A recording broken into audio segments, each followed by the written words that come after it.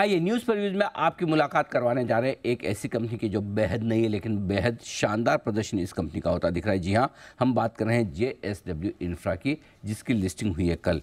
JSW group की ये company है, 2006 में ये कंपनी बनी है। पोर्ट्स और पोर्ट टर्मिनल डेवलप और ऑपरेट करने का काम करने वाली ये बड़ी दिग्गज कंपनी है। और आपकी मुलाकात में कर रहा हूँ कंपनी के CEO से। उससे पहले थोड़ी आपको जानकारी दे दूँ इशू के बारे में। कल लिस्टिंग हुई थी 20% प्रीमियम के साथ 143 रुपये के आसपास। इशू प्राइस थी 119 रुपये। और जो इशू को रेस्पॉन्स मिला था बहुत ही ज़बरदस्त, लगभग 39 गुना ये इशू भरा। QIB कैटेगरी में 60 गुना, HNI 17 गुना, रिटेल 11 गुना।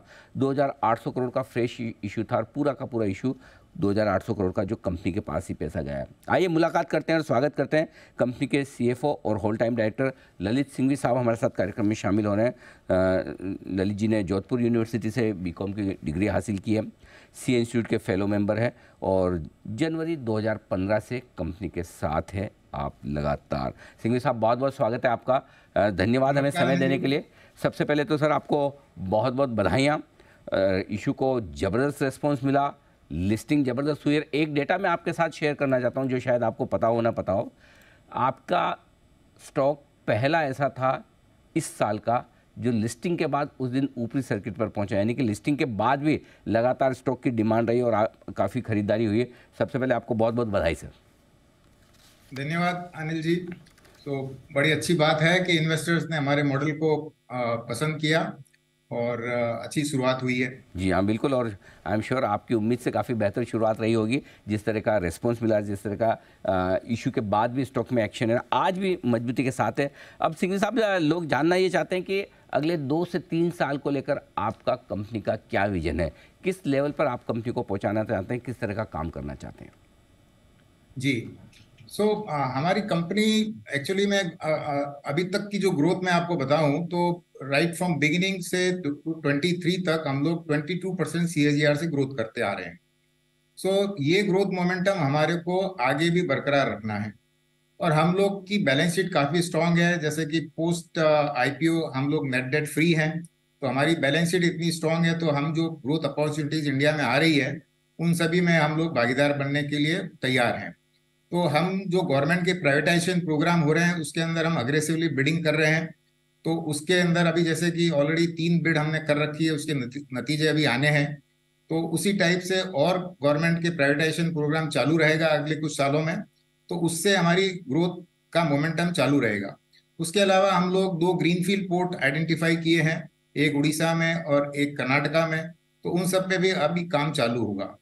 उसके अलावा जो लो कॉस्ट एक्सपांशन है हमारे एग्जिस्टिंग पोर्ट्स और टर्मिनल्स में, वहां पे भी जैसे जयगढ़ में LPG टर्मिनल है, कंटेनर टर्मिनल है हमारा न्यू मैंगलोर में, वहां सभी जगह हमने काम चालू किया है। तो वहां पे हम कैपेसिटी लो कॉस्ट में बढ़ा रहे हैं। तो ये सब कुल मिला के और हमारी ग्रोथ बरकरार रहेगी। और हम कुछ एक्विजिशन अपॉर्चुनिटीज भी कंट्री में है जो हम लोग एक्सप्लोर कर रहे हैं।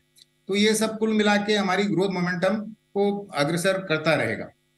टर्मिनल्स ऐसे हैं जहाँ पर आप अपनी कैपेसिटी बढ़ा रहे हैं, आपके 2 प्रोजेक्ट्स हैं वहाँ पर भी बढ़ा रहे हैं। लेकिन आपने एक इंटरेस्टिंग बात और की कि 3 आपने पोर्ट्स के लिए आपने टर्मिनल्स जो होते हैं गवर्नमेंट के मेजर पोर्ट्स पे, जी, वहां पे हम लोगों ने बिडिंग किया है। अच्छा, टर्मिनल्स के कब तक इस बिडिंग का नतीजा आ सकता है सर?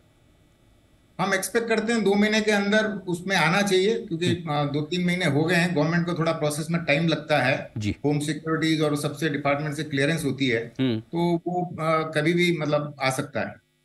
मैं चाहता हूँ कि कंपनी की ग्रोथ, आप कह रहे हैं कि 22-23% की जो CAGR ग्रोथ रहेगी वो मेंटेन रखना चाहते हैं आप 2-3 हाँ, साल? लंबे लंबे टाइम के, साल 2 साल का नहीं। ये पोर्ट का प्ले थोड़ा लंबा लॉन्ग टर्म का होता है, ओके। पर उसमें हम लोग जरूर वो ग्रोथ जो हमने अभी तक मेंटेन करी है करीब 20 साल से, वो तो डेफिनेटली हम लोग मेंटेन करने की हमारी प्रयास रहेगा। ओके। एक चीज़ और समझना चाहता हूँ सर। एक, जो इंडिया की इकोनॉमी मजबूत है अगर, उसका फ़ायदा आपको मिलता है, जाहिर सी बात है कि पोर्ट्स पर कारोबार बढ़ेगा। दूसरा, ग्लोबल इकोनॉमी का, हमारी इकोनॉमी तो मजबूत है लेकिन ग्लोबल इकोनॉमी की सिचुएशन उतनी मजबूत नहीं है। तो क्या ग्लोबल इकोनॉमी में कम ज़्यादा होने से भी आपके बिजनेसेस पर असर पड़ता है? थोड़ा टेम्पररी फर्क पड़ सकता है, बट अगर इंडिया की ग्रोथ बढ़नी है तो एक्सिम कार्गो बढ़ता रहेगा, चाहे वो इंपोर्ट हो चाहे एक्सपोर्ट हो। और आजकल कोस्टल कार्गो भी काफी हो रहा है। तो कुल मिला के इतना फर्क हमारे को ग्लोबल अगर ग्रोथ में कमी भी रही, और ग्लोबली तो आप देखिए कि इकोनॉमी और इंडियन इकोनॉमी में हमेशा ही फर्क रहा है, तो उसका फर्क हमारी कंपनी में नहीं रहा। और सेकेंडली हम लोग जो प्राइवेटाइज करके जो एग्जिस्टिंग काम जो गवर्नमेंट के पोर्ट्स पे हो रहा है वो हमारे पास में प्राइवेटाइजेशन में हमारे पास में आ रहा है, तो हमारी ग्रोथ उससे बरकरार रहती है। सिंघवी साहब, आपने कहा कि आप 2 ग्रीनफील्ड प्रोजेक्ट भी लगाने जा रहे हैं। वैसे देखा जाए तो हिंदुस्तान में करीबन 7,500 किलोमीटर की हमारी कोस्ट लाइन है, वो तटीय इलाका है, और कुल मिलाकर 12 ही बड़े पोर्ट्स हैं। तो क्या और ज़्यादा स्कोप है हिंदुस्तान में इस तरह के ग्रीनफील्ड प्रोजेक्ट का? डेफिनेटली है। 7,500 किलोमीटर की एक बड़ी कोस्ट लाइन होती है, और उसके अंदर गवर्नमेंट ने तो बहुत सालों पहले से ये इन्वेस्टमेंट कर रखे थे 12 मेजर पोर्ट्स पे। तो उसी को वो आप बोल रही है कि हम लैंडलॉर्ड मॉडल पे प्राइवेटाइज कर रहे हैं, और उसके अलावा ग्रीनफील्ड की भी इंडिया में काफी कुछ जरूरत है, तो वो ही हम लोग प्रयास कर रहे हैं। और पैन इंडिया वाइज 2 ही प्लेयर हैं, और वो दोनों ही अच्छी ग्रोथ में लगे हैं। और इंडिया की इकोनॉमी को अगर 5 ट्रिलियन और 10 ट्रिलियन डॉलर में जाना है तो एक्जिम कार्गो को बढ़ना ही होगा, और इंडिया के शोर्स को टच किए बिना उतनी ग्रोथ हो नहीं सकती है। तो काफी स्कोप है इस सेक्टर में ग्रो करने का। परफेक्ट सर, आखिरी सवाल आपसे ये कि आधे से ज़्यादा रेवेन्यू या लगभग आधा रेवेन्यू आपका अपनी ग्रुप कंपनियों से आता है, JSW ग्रुप से आता है। आगे चलते हुए कंपनी का क्या प्लान है? क्या यही परसेंटेज रहने वाला है, कुछ बदलाव होगा, किस तरह से होगा सर? हाँ जी, तो अभी आप देखेंगे लास्ट 4-5 ईयर्स से हम लोग पूरा फोकस हमारा थर्ड पार्टी पे हो रहा है। जो भी हमने इन्वेस्टमेंट किए हैं, चाहे वो गवर्नमेंट के टर्मिनल्स पे या कुछ हमने एक्वायर किए हैं, वो सब हम फोकस थर्ड पार्टी पे कर रहे हैं। तो हम 2019 तक आप देखें तो केवल 6% हमारा थर्ड पार्टी होता था, और फर्स्ट क्वार्टर की बात करें तो हम 37% थर्ड पार्टी कार्गो में आ गए। तो ये हम कंटिन्यूस हमारा रहता है, और अभी भी जो 3 बिडिंग की है वो सब थर्ड पार्टी ने की है। तो थर्ड पार्टी की हम ग्रोथ इसी तरह बरकरार रखने का प्रयास कर रहे हैं, और साथ में हमारा ग्रुप भी काफी अच्छी ग्रोथ पे चल रहा है।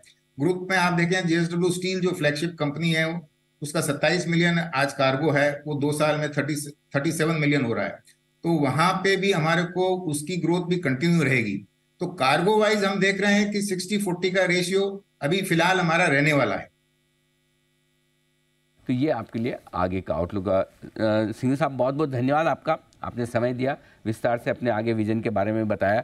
दमदार लिस्टिंग हुई है और लोगों ने बड़ा पसंद किया है। उम्मीद करते हैं कि आप अपने लिए अपनी प्रोमोटर्स और अपने शेयर होल्डर्स दोनों के लिए बड़ी वेल्थ क्रिएट करते रहे। स्टॉक मार्केट की आपकी जो पारी की शुरुआत हुई ज़बरदस्त है। बहुत बहुत शुभकामनाएं और धन्यवाद। धन्यवाद अनिल जी। धन्यवाद।